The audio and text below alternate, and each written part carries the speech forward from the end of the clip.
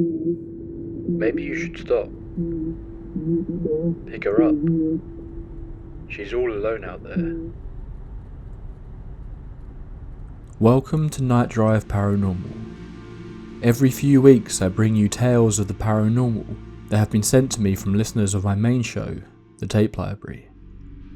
Tonight I'm bringing you 7 brand new, never heard before creepy stories.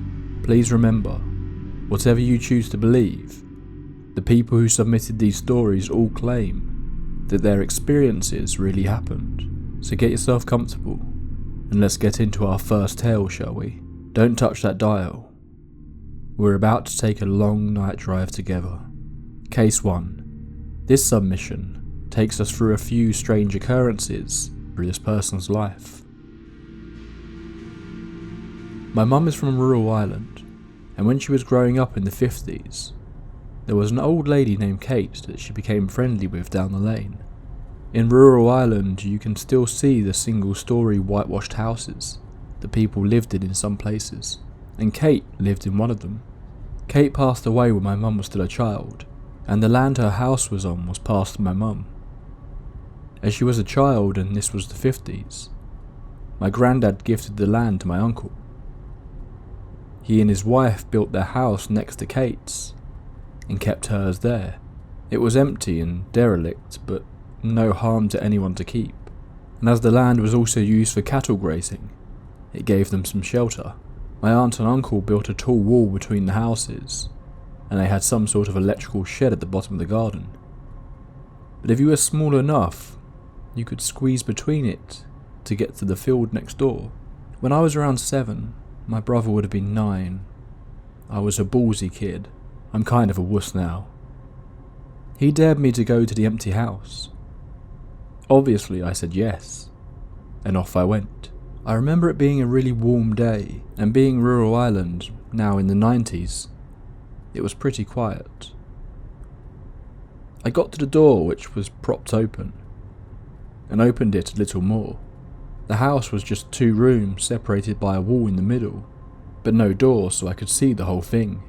I remember the floor being soft, as it was now made up of years of old cow poo. I looked to the right and there was a table with a chair, and an old wood-burning oven, and a few other bits I didn't register. However, when I looked to the left, there was a dip in the floor by a stone fireplace, and an armchair next to it. In the armchair, I saw an old lady with long hair looking at me. I didn't feel afraid. I can't explain why, but there wasn't a negative feeling to the place. But I suddenly thought, oh no, I've been caught, and ran back to the house next door. I told my brother and cousins what I had seen, and they told me it was rubbish as no one lived there. Being 7 and furious at being called a liar, I made them go back around with me. But when we got there and looked inside, there was nothing there. No furniture, no old lady. Just a dip in the floor in front of the remains of an old fireplace. I told my mum about it years later, and she's convinced it was Kate. She used to sit in that spot by the fire, in an armchair. For my next bit of weirdness, a few years ago I started having a recurring nightmare about a room. I didn't recognise the house I was in, but there was a room at the very top of the stairs that I didn't want to go into. After a few times sporadically having this nightmare, on one night I went in. There was a fireplace to the left as you go in, with a painting of an angel on the wall. A large bed opposite and an old wardrobe to the right by a window. In my dream I knew I was in Ireland. When I told my mum about it and described the room, she said that I was describing her grandmother's bedroom. Exactly. In a house that hadn't been lived in since my mum was a child. There's no way I could describe it having never been there. But the painting was in my granny's house when I was growing up. For my final spooky story, I used to live in an old house next to a secondary school, with my ex and his teenage daughter. They didn't like the house and both smelled odd things at the same point on the stairs. But I could never smell anything, and I didn't want to point out that it was probably his daughter's room at the top of the stairs. My ex would wake up with odd bruises on his heels, and didn't sleep well the whole year we lived there, and he generally hated being there. One day I was in the dressing room changing my top, and one of my earrings pinged out. The room was quite small, so I looked for it. I found the post, but not the butterfly from the back. So I took out my other one and threaded the post through the other butterfly, putting them on the side so I wouldn't lose them. A few days later I found the lost butterfly, next to the one I'd left on the side. I took them downstairs to my ex and said, "You found my butterfly?" He said, "I didn't find it. I didn't know you'd lost one." His daughter hadn't been at the house since I lost the butterfly, nor had anyone else. I went back upstairs and said thank you for finding my butterfly, out loud, because I'm not messing with that. I liked the house, and always felt peaceful and happy there, despite it being an unhappy relationship. So I guess whoever it was liked me. Let's jump straight into our second case, an encounter that will be taking us into America's history. Building a new home is both stressful and exciting, but it was a challenge my mum and stepdad happily undertook shortly after their marriage. There was a total of 6 of us, including my step-siblings, who stayed overnight once a month. So a large, comfortable home with a big yard and woods to explore was ideal for our blended family. My stepdad's employer offered plots of land for sale, and at a discount for their employees, and the decision was made to purchase a few acres and build the dream home my parents wanted. Before going further, I need to give you a little history lesson. The area where I grew up, Southampton County, Virginia, is not only famous for peanuts and ham, but also for the Nat Turner slave uprising. On the evening of August 21st, 1831, Nat Turner, an enslaved preacher and self-proclaimed prophet, launched the deadliest slave revolt in US history. Turner, along with other slaves, killed 55 white men, women and children as they marched towards the town of Jerusalem, now modern-day Cortland. The rebellion was crushed within 2 days, and those involved, with the exception of Turner who escaped, were captured and executed. Turner remained on the run until he was captured on October 30th, and soon met his fate at the end of a hangman's noose. Tragically, dozens of innocent slaves were also killed in retribution for the revolt. Efforts within Virginia's government to put the state on a path to emancipation failed. Pro-slavery politicians used the revolt to fearmonger, saying if slaves were freed, they could more easily come after their former owners. If the plans for emancipation had been successful, it's quite possible the Civil War would have been avoided. My parents, in researching the land they were building on, found out a place called Jericho Plantation had occupied the place where our home would be. As the clearing of the land took place, we would often find bits of pottery, old bottles, silverware, and pieces of what appeared to be brick or part of a foundation. To keep costs down, my parents did as much of the work as they could themselves, especially inside the house. One day, my stepdad was there alone, staining the steps that led upstairs. He began hearing footsteps walking around one of the bedrooms, and, thinking it was an intruder, got his pistol ready to defend himself. The footsteps left the room, crossed the hallway which my stepdad had a clear view of, and went to the other bedroom. My stepdad saw no one. He immediately closed the can of stain and left. He told my mum what happened, and they agreed not to tell me or my siblings, because they didn't want to scare us. Soon after moving in, however, my siblings and I realised our family weren't the only occupants. We heard footsteps in our rooms, felt cold spots, and our dog would growl at one particular corner in mine and my stepsister's room. Our first year in the house, while my brother and I were at our dad's for Christmas Eve, My mum and stepdad were kept awake all night by footsteps going from one upstairs bedroom to the other, as if someone was up there looking for us. On one occasion I was shaken awake from a nap and even felt the pressure of fingers on my shoulders when this happened. One night as I was brushing my teeth, I saw the reflection of a face in the bathroom mirror, peering around the doorframe. It disappeared when I turned around. There was a constant rhythmic tapping on the brass headboard of my bed every night until, in frustration, I grabbed the headboard and yanked it, loudly demanding, "Stop it," at who or whatever was doing the tapping. By far my brother had the worst experience. After a long shift at the fast food place where he was working, he laid face down, exhausted on his bed.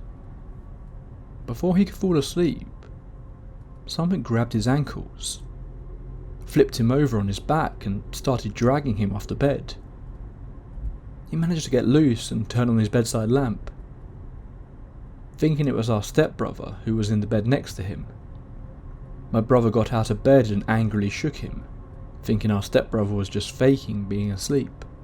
He wasn't faking, however, and my brother realised there was no way our stepbrother could have got back into bed in the time it took my brother to turn on the lamp. Our neighbours 2 houses down also began having things happen, most notably the sound of party clinking glasses, laughter and music coming from the downstairs. They and my parents spoke to a local historian who looked further into the history of the plantation and discovered our house was built where the slave quarters had been located, and the neighbours was where the main house had been. We don't know if anyone who lived there all those years ago were victims of the uprising, especially since the records of the slaves who were killed out of vengeance are pretty much non-existent. But whoever remained definitely had an interest in the new occupants of the land, where their home once stood. The activity decreased as the years passed, until it disappeared altogether.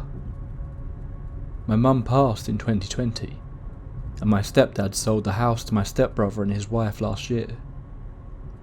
As far as I know, the spirits have remained quiet. Did you know you can now support this show and the tape library through Patreon? Get early access to all videos, and even credits on future releases. Head over to patreon.com/the tape library to learn more. Time for case number 3. I'd like to preface this by saying, I will forever regret not stealing a copy of this video. I don't condone stealing, but this was too important to be lost to the video abyss. My name is Xavier, and I was working for this company in Phoenix, Arizona. Still do. We work with children and house them for short periods of time. We had a series of cottages where we housed the children. This incident took place several years ago and happened over a few weeks. I've always wanted to share this story, but never have until now. The story isn't very scary as much as sad, really. One night in late September, maybe early October, I arrived at work for my graveyard shift. It was an uneventful night. The following morning we woke the children and took them outside for PE. This is when I noticed the ground between Cottage 9 and the basketball courts had been aerated. A few nights later, my partner and I were working in Cottage 8. It was getting late, so I stood up to stretch. As I did, I heard and felt what I could best describe as something huge slamming on the roof of our cottage. My only reaction was to reach my arms out to the sides and crouch down. I actually felt the entire roof compress. I can't explain that, and I know it sounds unbelievable, but this is what I felt. I woke my partner up and asked him if he felt anything. My partner replied, no. I quickly called staff at Cottage 7 and Cottage 9 and asked them if they had heard anything. They each replied, we think we heard something, but we're not sure. I hung up the phone. I then told my partner we're going to hear sirens because this was big. We waited for several minutes and nothing. I told my team leader about the incident and moved on. I dismissed the entire incident, but I know what I heard, and more importantly, what I felt. I went on my regular days off, and when I returned to work the following Sunday night, my team leader would call for physical head counts of the children. This would go on every few minutes throughout the course of the night, and continuing nights thereafter. After a week or so of physical head counts several times throughout the course of the night, my team leader called me to Cottage 5, where our security cameras are located. She asked me to look at some video footage, stating, "Where did they go?" I looked at the footage. I asked her to replay the footage again. The footage was of these shadow people, walking in a row, one behind the other. They would come up from the sidewalk, take several steps, then take one final step and disappear into the ground. After seeing the footage, I turned to my team leader and told her, "Those aren't children. And if you look closely, you'll see the one in the front looks like he's carrying a baby," before they disappeared into the ground. My team leader granted me permission to continue to view the footage. The following is what we observed. When they, the shadow people, took that final step, I saw them morph into clear smoke, go into the ground, followed by sparkly flashes coming up from the ground, followed by what I could only refer to as their souls. A cloud of grey smoke sucked into the ground, as if a high-powered vacuum had sucked the smoke in, followed by more sparkles that were also sucked into the ground. After a few minutes, they would come up from where they had entered the ground, walk back to their original spot, and go back to the sidewalk. After a few minutes, everything would repeat itself. This activity would play out throughout the course of the night. Back and forth, time after time. Like I said, sad really. I remember telling my team leader they died quickly in either a car accident or a burning building, but it was quick and they all died together. The activity continued until early November. Around November 7th, my team leader called me to Cottage 5 once again. She asked me to look at some video footage and told me, "This is going to trip you out." As I looked at the video footage, I noticed a black car careering into the side of Cottage 9. You could clearly see most of the front end of the car, with the rear of the car ghosting, fading away, as if you took a paintbrush full of paint and brushed it on a canvas. As you brushed the canvas, the paint would fade away. I told my team leader, "I told you it was a car accident." That was the last time we saw any activity. Everything returned to normal. Several years later, I was working in Cottage 9. My curiosity got the best of me, so I grabbed a phone and began recording through a window nearest to the basketball court. I recorded something that required me to listen to it several times before I understood what it said. It was a long, low, drawn-out whisper, stating, "My fault." This experience has changed me.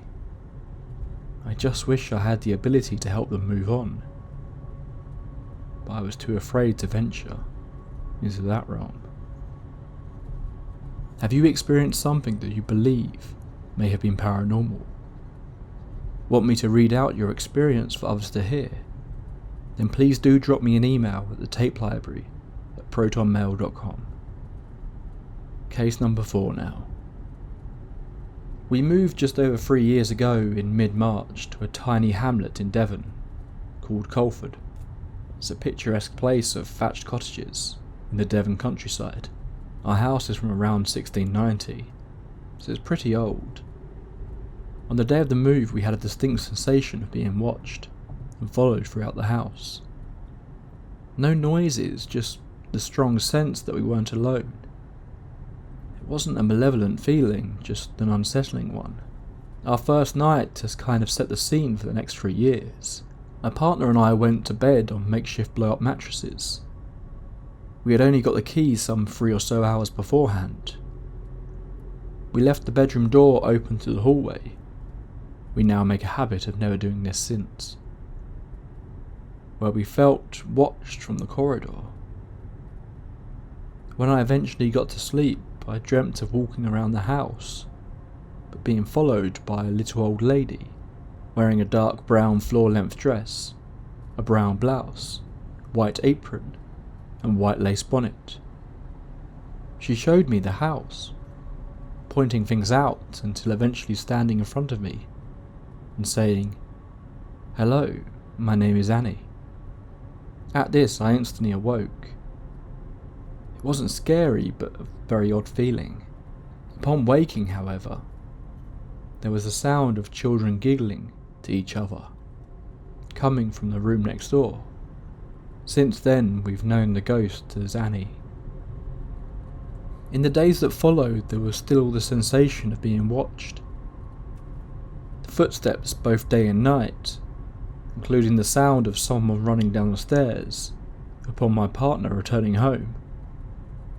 No one lives on either side of us, and we don't have any children or pets to explain the sound of footsteps, the bumps or things moving.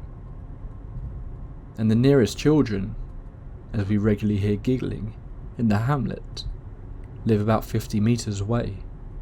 It got so loud on one occasion, with the feeling of being watched and followed, that I said out loud that it's our house, and we're here to protect it, and we weren't going to damage the house. The rest of the night was a calmer one, and has settled to gentle occurrences. To name some of those occurrences, we've had lights turning on and off. In fact, when the lights flicker and we tell Annie to stop playing with the lights, it instantly stops. We have doors opening and closing, taps turning on and off, and things being moved or thrown. Both my partner and I have seen this, as have my mother and grandmother who have stayed over. Items such as weighing scales being thrown from the counter to the middle of the room, candlesticks moving along countertops, and a cap from a thermos flask being thrown from the counter and hitting the wooden beam in the middle of the room. We regularly see a lady in brown around the house, though mainly downstairs in the area of the front door entrance and kitchen. She has also been seen by guests, who describe her without prior description from us, and neighbours seeing her face in the downstairs window. At times it has sounded like someone has got into the house due to how pronounced the sound of pacing footsteps are. They can be heard all the way up the stairs, along the corridor and on the ground floor. I have gone to check on occasion, to only have the sound of footsteps stop in that area as soon as they are checked upon. There are a lot of occurrences that tend to peak each end of May and mid-September. In the last few days alone we've had bumps, including while typing this, seeing a figure in brown and items moving. I have chatted with one of our neighbours, a farmer who was born and lived in the hamlet all his life. He's the oldest resident at around 94 years old, and his family have lived in the hamlet for at least the last 300 years. He indicated 2 ladies died in that house. They were sisters in the 1920s, and in fact named the cottage what it is today. One collapsed in the street and was carried into the house where she promptly died, and several years later her sister died, but was noted to walk around the hamlet at night, searching for her sister. The deaths of the 2 sisters, May and September, coincide with the peaks of activity. Indeed, seeing the lady in brown is typically around Maytime, including items being moved, and the sound of pacing and footsteps is typically more in September. I've been to visit their grave at the local cemetery. Bizarrely, it was the first grave I saw. Overall, we do have pretty regular occurrences of activity, to the point now where we brush it off. Something a little strange happened while I was halfway through reading that story. I heard clear as day the sound of a cat screeching, followed by a loud footsteps running around. I assumed the sound of the cat must have come from outside, even though it was really clear, but the footsteps sounded like it was definitely coming from inside. I assumed my dog had heard the sound of the cat and run to the window to see where it was. But the dog is sleeping. Soundly. I don't know what made that noise. We'll have a little break from the ghostly tales for a moment, I think, but this listener claims they have encountered some strange objects in the sky. On more than one occasion. Case number 5. I have a few UFO encounters I'd like to share, with the hopes that you'll be able to include my story in an upcoming session of Night Drive. I've seen strange lights in the sky that I could not explain away as aircraft or natural phenomena 3 times throughout my life, and came across what seemed to be a craft landed in the woods, while my friends and I played outside at dusk when I was age 11. All my encounters take place in British Columbia, Canada, my lifelong home, and first happened in Squamish, BC. I was aged 11 and 3 other kids were there as well, which included my brother and the oldest guy who was 13. During that dusk while we played along a wide trail, not too distant from any of our homes. It was early fall 2003. Leaves were still on the tree and we played the usual forest battles, with cap guns and an armoury of homemade wooden weaponry. Starting to tire out after many hours, we decided to start walking home. Up a trail on our left that led up a steep embankment, we could see some sort of lights flashing between the leaves and tree trunks, and decided to approach. As we got closer, there were puffs of steam and slight hissing noises, and I could see a variety of colours illuminating the steam as deep red, magenta, green and yellow lights flashed. I stopped and the oldest boy only went for a few more steps. We stared through the trees. Whatever it was must have been deep set in the ground or behind cover, because we could only see the steamy cloud and the weird lights in the small clearing. That was enough for us, and everyone ran full tilt back down the side trail to the main path home. Afterwards we discussed what it might have been. We generally agreed it was a UFO that had landed, and not someone camping out with special effects equipment. Nobody really talked about it much after that, even though we revisited the spot a few days later, and found a pressed down area in the grass, and some fallen birch logs that looked crushed at the edges of the small hollow.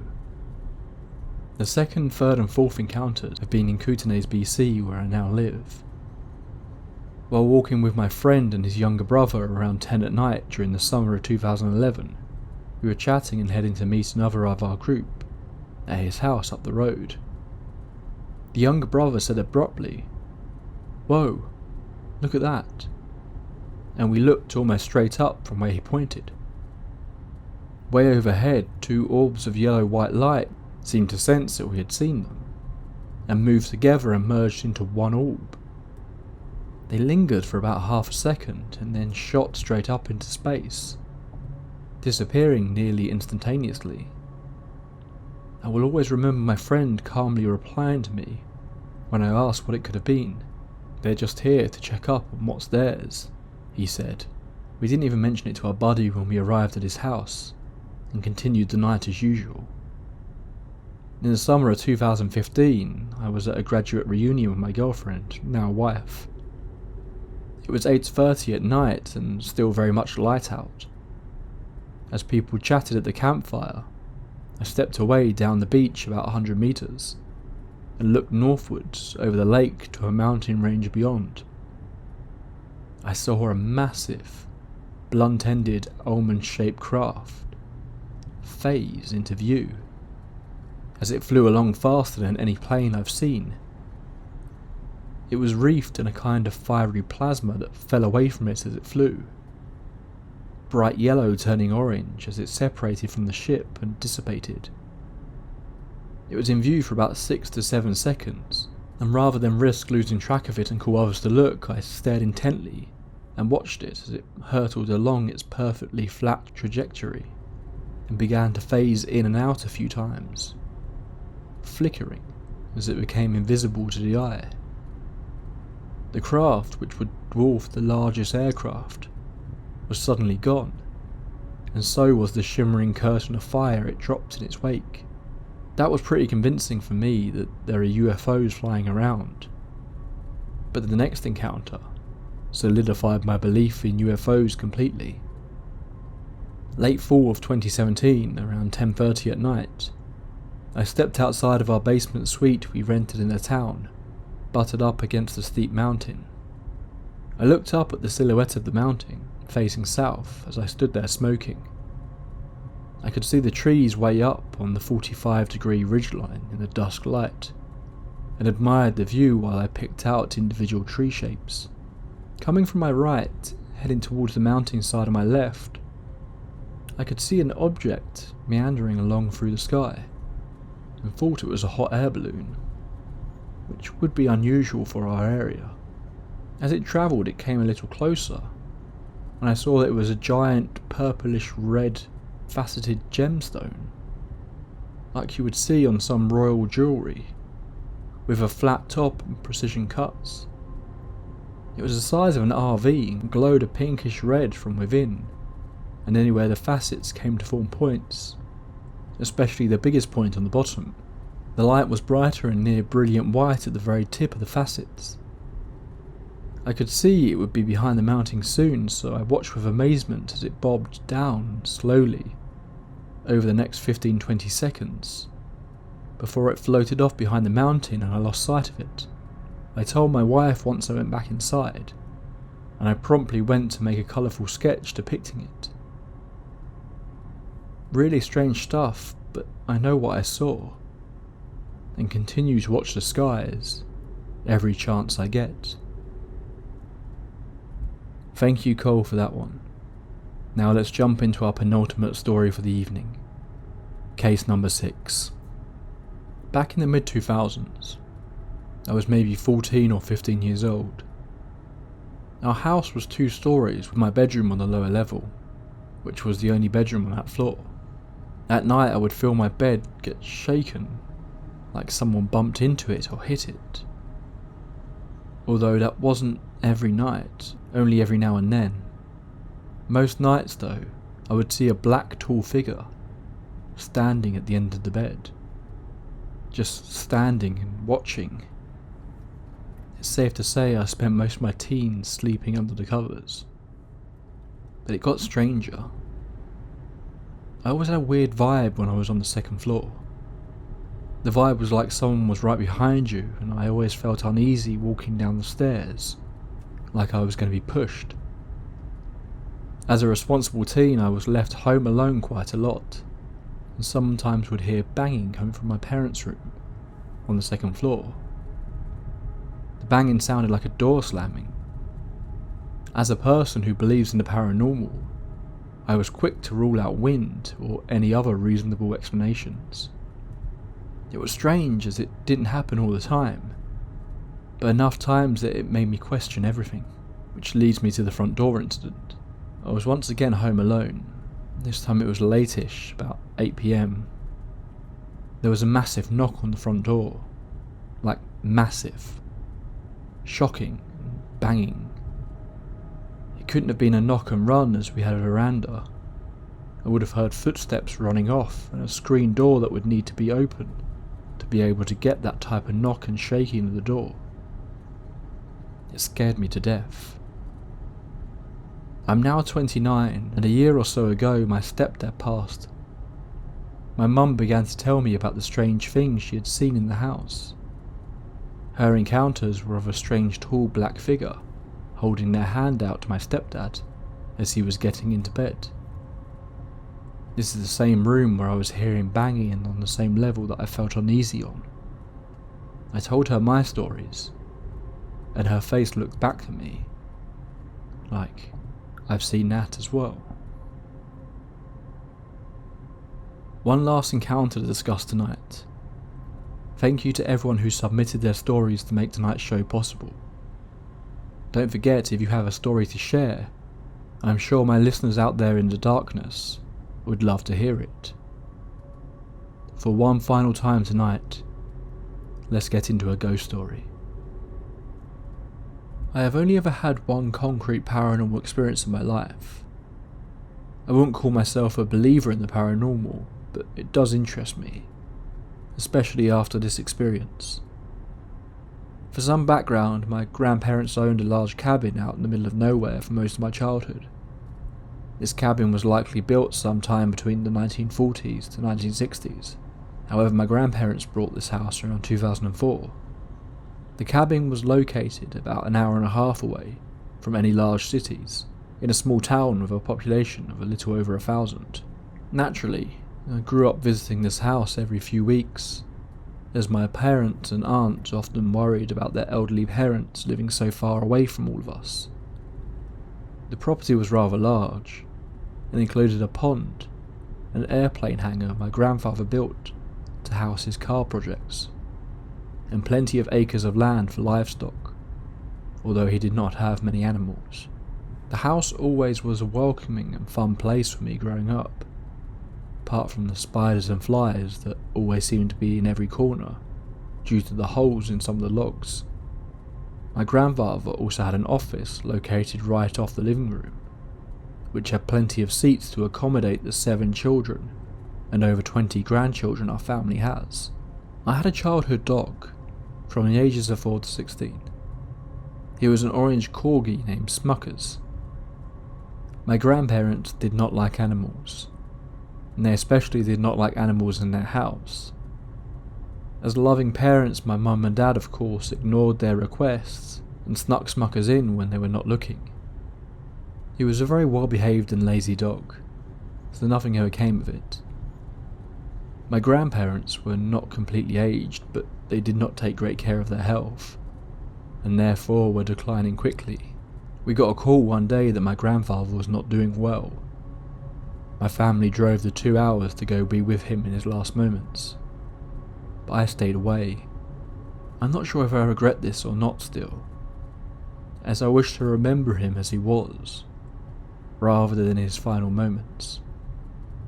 They had set up a hospital bed in his bedroom, which can be reached near the back of the living room, parallel to my grandfather's office.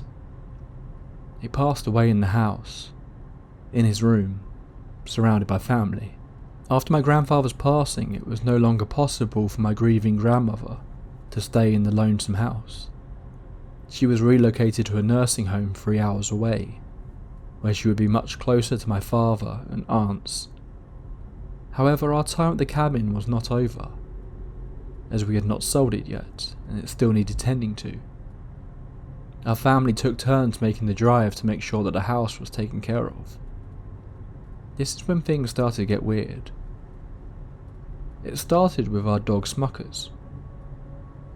They say that dogs can sense things that humans cannot, and this confirmed it for me. Smuckers, who usually was enthusiastic to be invited into the cabin, pulled on his leash to get away from the house as we entered.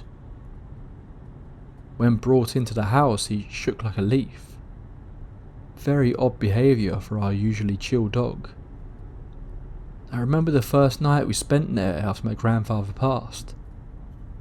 I was sleeping out in the living room, as I have an irrational fear of bunk beds, which are the only beds available in the house other than my grandparents' old king bed.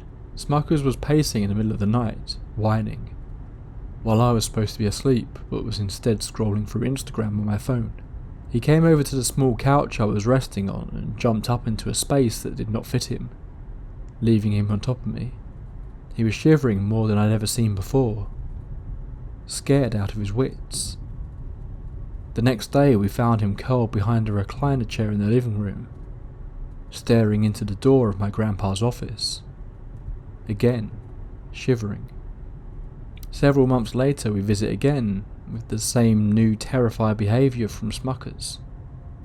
I had decided to stay on an air mattress in my grandparents' old room for whatever reason, while my parents stayed on my grandparents' old king-size bed. Me being on the air mattress put me right below where the bed ended, meaning I could see under the bed from where I lay. Smuckers, who usually slept with me at night, was again in the fit of fear, shaking and panting. We were all aware at this point, wondering why he was acting so strange. Smuckers was a short dog, but he was elderly and had bad legs that hurt him. Despite these facts, he managed to wiggle himself under the short space between the bed and the floor, practically crawling on his belly to get away from whatever it was he was seeing. This was not the only strange occurrence we experienced after my grandfather passed.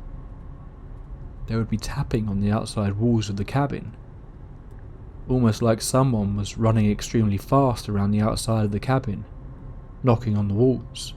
It would go in a circle around the cabin, which was not possible due to the size of it. For reference, there were 5 bedrooms and an outdoor patio. I'm unable to find the square footage of the cabin, but this freaked me and my siblings out, so we tried to sleep in the living room at night. Around 2 years later, my grandmother started to decline. My family, including the extended family, were on vacation about 4 hours away from her when we got the call. We immediately packed up and left, speeding to get to her before she passed. We made it in time to say goodbye to her. As she passed, she spoke of my grandfather, saying that she could see him, that she was dancing with him.